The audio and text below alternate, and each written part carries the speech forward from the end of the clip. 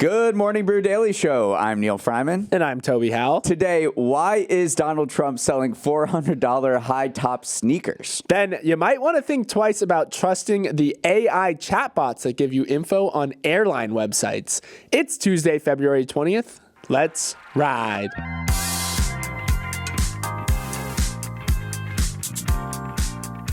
It's been 4 days since our interview with Mark Zuckerberg dropped. First of all, go listen if you haven't already. Second of all, you guys have sent this thing to the moon.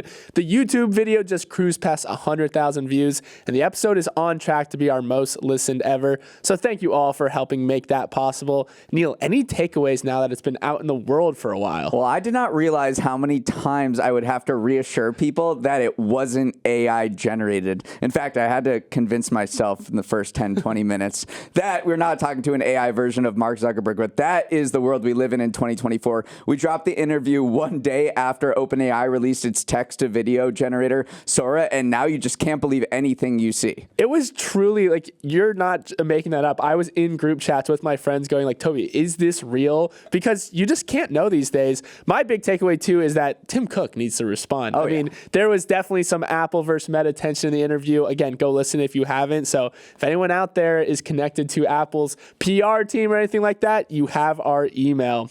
Before we jump into the show, let's hear a quick word from today's sponsor, Veeam. Veeam is lucking out this month, Neal. Oh, for sure. They're getting the Zuckerberg listener bump from Friday, and it's a leap year, so I think we're contractually obligated to repeat these ads in 2028. But that's a good thing because then more people will be able to make their businesses radically resilient with Veeam. You're right. Better data protection and recovery is something that stands the test of time. If you're interested in protecting your data, head to veeam.com today. That's VEEAM.com. Sometimes news gets a little slow over a long weekend, but not this long weekend because as we all enjoyed our day off on Monday, Capital One executed a bid to acquire Discover Financial Services for more than $35 billion, representing a 26% premium from its closing stock price. At the time of buying, Capital One was sitting at around a $52 billion market cap, while Discover was in that $28 billion range. But combined, suddenly they operate a network that is a much bigger player in the payments ecosystem and now operate the #1 U.S. credit card company by loan volume. Capital One is the 9th largest bank in the country, but bats above its weight as a credit card issuer. We've all heard Samuel L. Jackson ask, "What's in our wallet?" at one time or another. But up to this point, they have used Visa or MasterCard to power most of its cards. Now that they've added Discover to the fold, the plan is to start switching over some cards onto the card network that they now own. Overall, Discover's network is still kind of small potatoes compared to Visa and MasterCard's duopoly, but it's still potatoes that Capital One is interested in chefing something up with. Yeah, I mean, so there's two kind of groups here in the credit card space. You have the issuers, which are banks. They're the lenders. When you apply for a credit card, you go through the issuer. And then there is the network, which is dominated by Visa and MasterCard. Discover does have a network, and these are the companies that facilitate the transactions between the issuers and the merchant. They create all the infrastructure, and they make a lot of money. I mean, Visa and MasterCard are huge companies. So Capital One wants to go up against Visa and MasterCard with Discover, which is the rare breed, which is both a credit card issuer, it's a bank, and it creates the network as well. Yeah, it's actually Discover's closer to American Express, which both issues and is a card network. Visa and MasterCard do not directly issue credit cards, so it is kind of like all squares are rectangle, or all rectangles are squares, but not all squares are rectangles. I think I got that right. The first thing that a lot of people think about when you see a merger of this size is it going to trigger some antitrust scrutiny? And some analysts aren't that worried because stopping this deal would likely make regulators kind of come to terms with the fact that they've let Visa and MasterCard amass this big market share in this industry. So if you cut down this deal, then you're basically ceding power to those two. But there is obviously going to be scrutiny around this too, just because the sheer size of the company. Yeah, meanwhile, Capital One doesn't want Discover just for the network. Capital One wants to get into more wealthy customer base, right? Right now, that's dominated by JP Morgan Chase and American Express. You know, you go to the steakhouse, you drop down your huge Amex card, but Capital One sees a lot of potential in in getting clients that are more interested in the dining experiences, the travel rewards. And last year, it acquired a digital concierge service, which I didn't know these type of companies exist, called Velocity Black. And so with Discover, it's getting a client base that has a better credit scores. Capital One has typically not attracted those kind of customers. So it wants to go after American Express and JP Morgan in that space as well. These two companies, though, are a bit of, I don't want to say damaged goods, but they're coming off a little bit of a bumpy streak. Discover and Capital One both recorded declines in fourth quarter profits, 62 and 43% respectively. And then also Discover has been there's some scrutiny around it from misclassifying certain credit card accounts back all the way in 2007. They're paying out $365 million to merchants.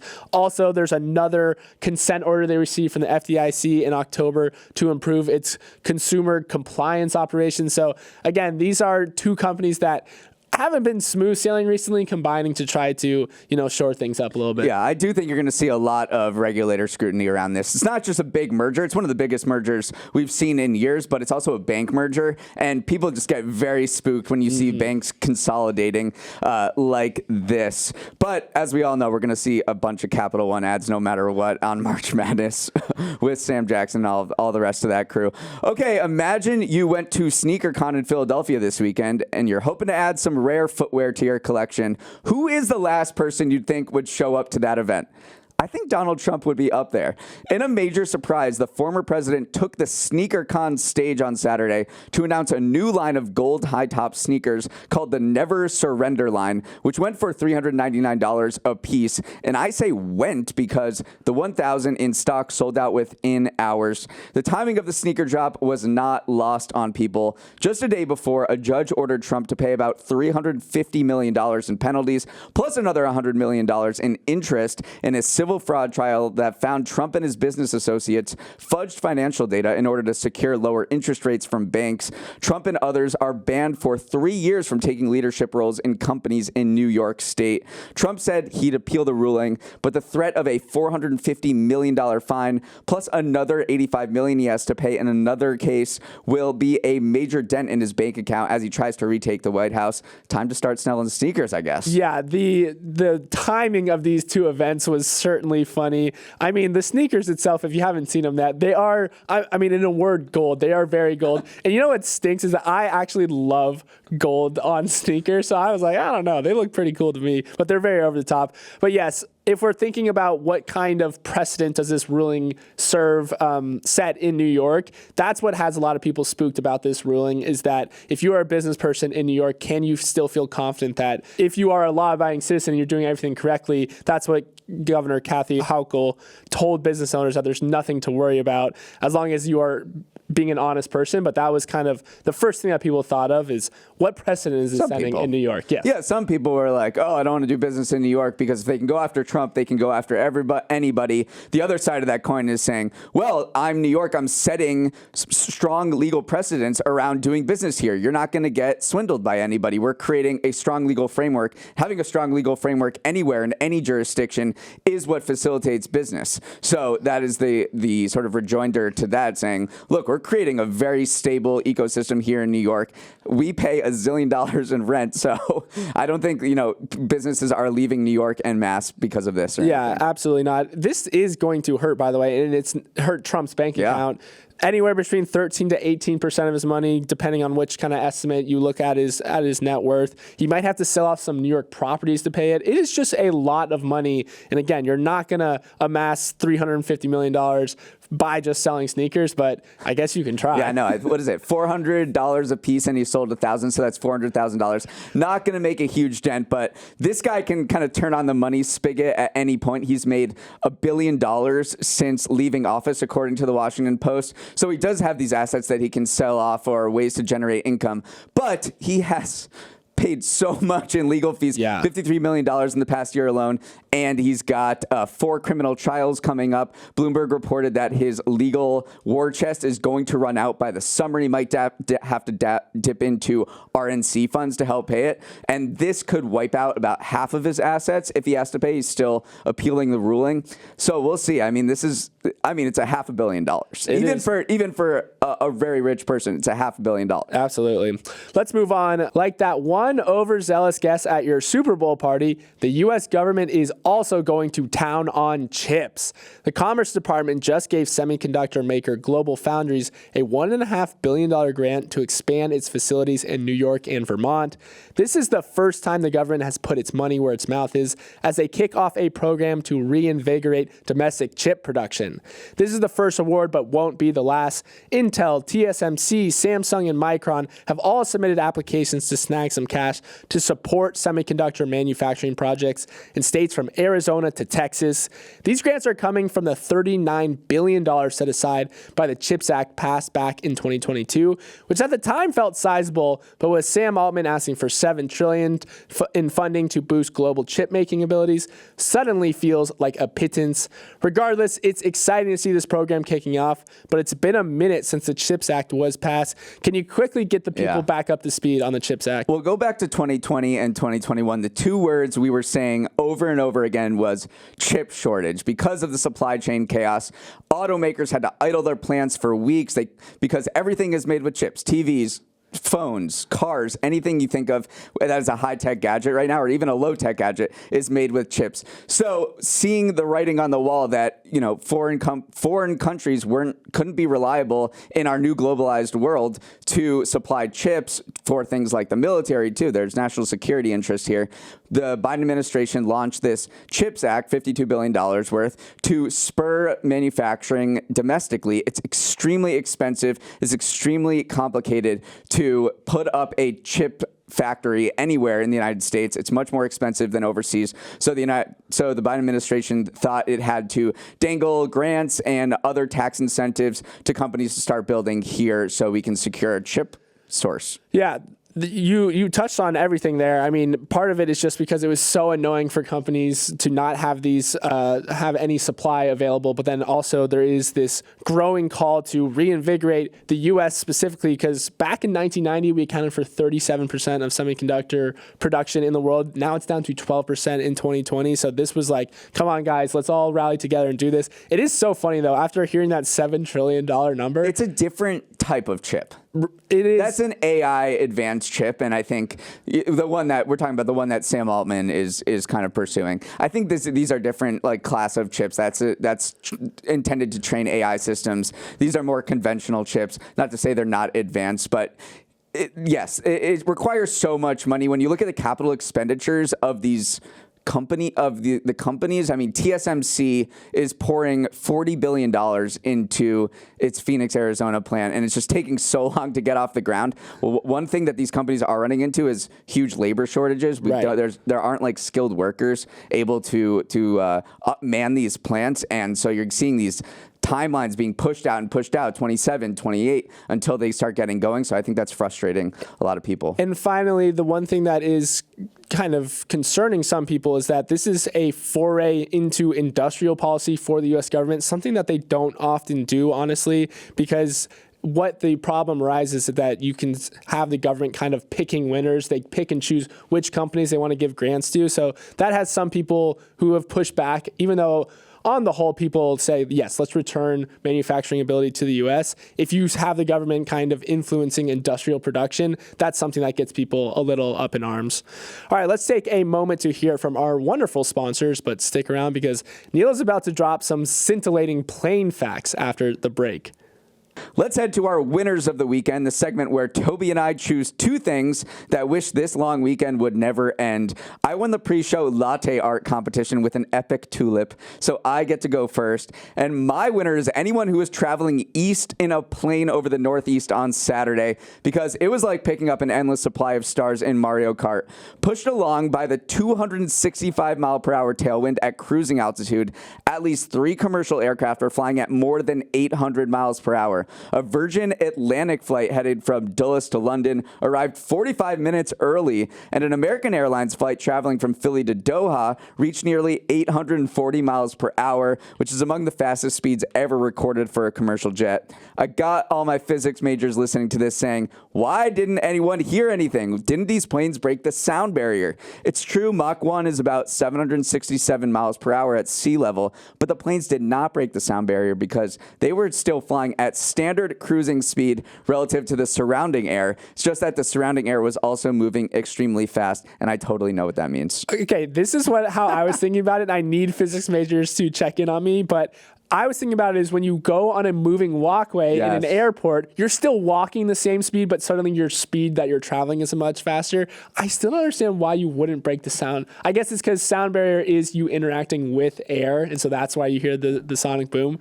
But yeah, this just gets me fired up, honestly. 840 miles per hour? It seems incredibly fast. Also, arriving 20 minutes early to your destination. Sometimes, this is a hot take, but sometimes arriving that early is almost worse. Right. Because if you coordinated with someone to pick you up from the airport, suddenly they're all stressed out and they're mad at you for arriving early. So, but still, very cool, and thank you for explaining those. You hear a lot facts. about pre-boarding beers. I've never heard of the post plane exit beer. If you have so much time in the airport, you might as well indulge. And you know what? Let's fly to Europe, Neal. We can pop over there in just a few hours. My winner of the weekend is Ozempic in China. I was shocked to learn how well the diabetes turned weight loss drug was selling in China, mostly because I was shocked to learn about the amount of obese people. There are around 200 million obese adults in China and an additional 400 million who are overweight, which is the most in the world. The market for the GLP-1 class drugs in China was worth around $1.7 billion in 2023, with more than 80% of that coming from diabetes prescriptions, which makes sense given that Ozempic isn't actually approved for weight loss yet. That hasn't stopped e-commerce sites, though. You can buy a shot of the so-called miracle drugs just by declaring you've been diagnosed with diabetes, no proof necessary. Neal, we've always talked about the U.S. in its obesity problem, but China has the world's largest obese population. Yeah, I mean, I've learned one thing from doing a year of this podcast, and it's that if you think there's a big market for something in the U.S., it's always going to be at least twice or three times as big in China. And I guess I shouldn't be surprised that it's the same with Ozempic and Wegovy. I think it's so interesting, though, the role that these online retailers are playing. You can buy a dosage of Ozempic for around $139 on JD.com, which is a site over there. That's higher than the nationally issued insurance plan, but also way cheaper than the U.S. Remember, some users are paying almost $1,000 a month in the U.S., so it is interesting that you can literally just go online and buy some of these shots, which differs from here in America. Let's move on. If you've ever interacted with an airline chatbot before, listen to the tale of poor Jake Moffitt. Jake was trying to book a flight from Vancouver to Toronto the day his grandmother died, so he headed to Air Canada's site to see how their bereavement rates worked. He ended up interacting with the chatbot, which explained that he should book the flight immediately, then request a full refund within 90 days. The only problem was that info was inaccurate and not reflective of Air Canada's actual policies. When he went to ask for a refund, Air Canada refused to give it to him, offering a coupon for a future flight instead, despite Moffitt showing a screenshot from the chatbot that clearly stated otherwise. Moffitt filed a small claims complaint, but Air Canada fought back, saying that Moffitt should never have trusted the chatbot and the airline should not be held to the chatbot's word. Eventually, the court ruled that Air Canada was on the hook for at least a partial refund, which it eventually paid, and now it appears the chatbot has been taken down from its website. But Neal, this was a saga that opens up a legal can of worms on if companies should be held to the words of their non-human AI-powered chatbots. Big L for Air Canada, but I think this might be the first case where a company is being held liable for wrong information presented by its AI chatbot, which, you're right, opens up a huge legal can of worms. I think other companies, other airlines that have chatbots on their website are looking at this ruling and saying, well, we got to make sure this thing is presenting accurate information, or we have to put a disclaimer somewhere saying not to trust the chatbot, which is also probably a terrible solution. So you can bet that a bunch of other companies are looking at this rule and saying, I got to get my chatbot ducks in order because I as a company am liable for what it says. It is such a bad look because how would anyone ever expect, and this was what was brought up in the case repeatedly, is why should I ever think to double check something that is coming from you? Why should I go to another part of your website to find your actual bereavement policy? Also, just the fact that you're denying a refund to someone who is flying to go see his recently deceased grandmother, just flying to see his family. Also, what is interesting is Air Canada is so all in on automation that they are reportedly investing more in their AI capabilities than it would take to actually just pay people to run customer support. We've all gone to a airline website before and been directed to talk to a chatbot rather than an actual agent because usually they're taken up. But if Air Canada had just paid their people, it would be less than the amount that they're investing in automation. So it is kind of ironic that this cost-saving measures ended up costing them more money. Yeah, I think they disabled their chatbot now, which maybe is a smart move. This ties into the argument that corporations might be the first entity, the first type of interest group that will advocate for the legal rights of AI and robots, because then it gets them off the hook. That is interesting that they end up advocating against their own technology in order to separate the things. That's what Air Canada offered. Okay, I know it's Tuesday, but let's pretend it's still Monday and do our typical week ahead preview because there is a lot happening that we want you to prepare for. First up, if all goes to plan this week, a U.S. spacecraft will make a soft landing on the moon for the first time since 1972. The Odysseus lunar lander from Intuitive Machines had a successful launch last Thursday and is on its way to the south polar region of the moon, which it's hoping to touch down on this Thursday. This mission is crucial for NASA's push into private partnerships. Considering the last time a U.S. company tried to land on the moon in January, it ended in disaster. I'm pumped. I'm rooting for it. I love that you have to clarify that it's a soft landing that they're pursuing too, because we can slam our spacecraft into the surface of the moon with the best of them. Yeah, is Odysseus a good omen? I mean, Odysseus got home after a while. It just took a while, but he got there at the end. This is not going to take a while. This is a fastball pitch straight to the moon. It's going to take a week, so we will definitely be watching on Thursday for that possibly historic landing. Big week for retail earnings too. The American shopper will be the star of the show when Walmart and Home Depot report their earnings for the holiday quarter. I think I said rapport with Home Depot. But even more important than those retail giants is NVIDIA reporting earnings on Wednesday. And in the past year, its earnings have largely set the tone for the rest of the stock market because the chip maker is the bellwether for AI. In the past week, NVIDIA topped Amazon and Alphabet in market cap to become the third most valuable U.S. company behind Apple and Microsoft. I think petition to make NVIDIA earnings a national holiday. We should all just have the day off for work because if it goes well, then everyone's going to be making money in their stock accounts anyway. So let's just take the day off. Expectations are sky high. Over at National Harbor in Maryland, Donald Trump and Argentinian President Javier Milei will be among the speakers at the Conservative Political Action Conference, a prominent gathering of conservatives that kicks off Wednesday. It's expected to be an apprentice-style audition for Republicans vying to become Trump's running mate in the upcoming election, should he secure the nomination. I wonder if anyone will rock the Trump shoes. I have a feeling. You have to imagine. Yes, I think the answer is yes. What else? The MLS season starts Wednesday with Lionel Messi and Inter Miami facing Real Salt Lake. I did not realize this, but all of the matches at the beginning of the season are going to have replacement officials because the actual refs are locked in a labor dispute with the league. I can't think of anything more entertaining than MLS plus replacement refs. It is going to be unreal television. It's going to be a madhouse. In other sports news, baseball returns with spring training games on Thursday. Toby, I need you to weigh in on this heated debate. Do you think Bryce Harper should move to first base? I think Bryce Harper should. Honestly, I have no take on that. That's going to be on your corner. I wish I had something for you there, but I was just going to advocate for this being a national holiday as well, Neal, because I know so great. You're very excited about this. Yeah, but you also live in spring trainingville down in Southwest Florida. But the big news, obviously, over the offseason MLB is Shohei Ohtani going to the Dodgers with that gargantuan contract, which he's delayed until the end years of that deal. Exciting news for all of us who binged Avatar: The Last Airbender during COVID. A live-action adaptation of the beloved animated series premieres on Netflix on Thursday. All that people are saying is just please be good, because we've already had a live-action remake that went horribly, horribly wrong. So fingers crossed for this one. All right, that is our show for this Tuesday. Low-key, the best part of a long weekend is that the next week is a short one. I feel like no one talks about that. As always, you can send any thoughts or feedback on the show to morningbrewdaily@morningbrew.com.